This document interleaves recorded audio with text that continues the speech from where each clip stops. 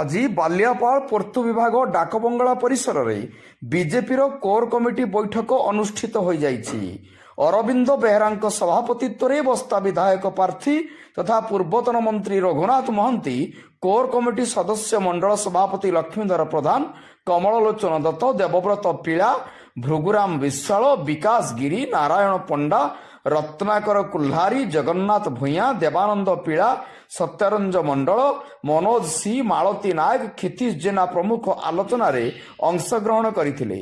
ସମସ୍ତ ସଦସ୍ୟମାନଙ୍କ ମତାମତ ପରେ ଆଗାମୀ ଦିନର ସଂଗଠନକୁ ସୁଦୃଢ଼ କରିବା ପାଇଁ ପଞ୍ଚାୟତ ପ୍ରମୁଖ, ବୁଥ ପ୍ରମୁଖମାନଙ୍କୁ ନେଇ ସାଂଗଠନିକ ବୈଠକ କରାଯିବାର ସିଦ୍ଧାନ୍ତ ଗ୍ରହଣ କରାଯାଇଛି।